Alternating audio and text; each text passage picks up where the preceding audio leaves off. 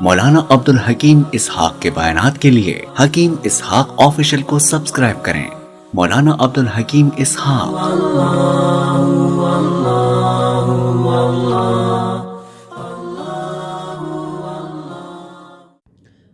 حضرت سلمان فارسی رضی اللہ تعالی عنہ کی گورنری میں چوریاں کیسے ختم ہو گئی؟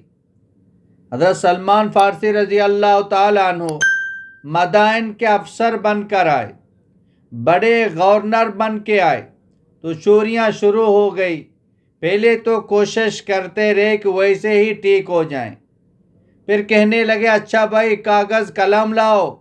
خط لکھا مدائن کے گورنر کی طرف سے جنگل کے درندوں کے نام، آج رات جو بھی چلتا پھرتا تمہیں مشکوک نظر آئے اسے چیر پاڑ دینا، اور اپنے دستخط کر کے فرمایا شہر کے باہر اس کو کھیل گاڑ کے لٹکا دو۔ ادھر رابطے کے لیے 2 رکعت نماز پڑھی اور ادھر جنگل کے درندوں کو حکم دیا۔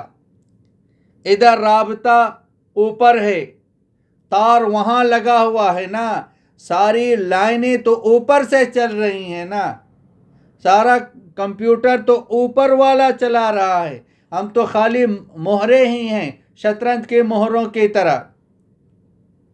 اچھا کہا بھائی آج دروازہ کھلا رہے گا، شہر کا دروازہ بند نہیں ہوگا۔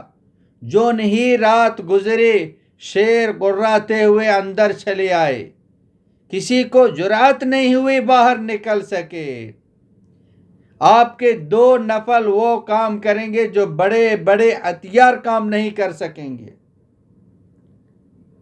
اور سارے ظالموں اور بدماشوں کی اللہ تبارک و تعالی گردنیں مروڑ کے قدموں میں ڈال دے گا۔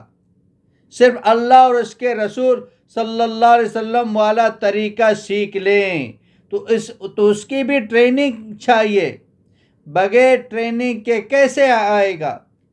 تو جو تبلیغ کا کام ہے اس زندگی کی ٹریننگ ہے، جس میں ہمارے سارے جسم کے اعضاء اللہ اور رسول کے حکم کے تابع ہو جائیں۔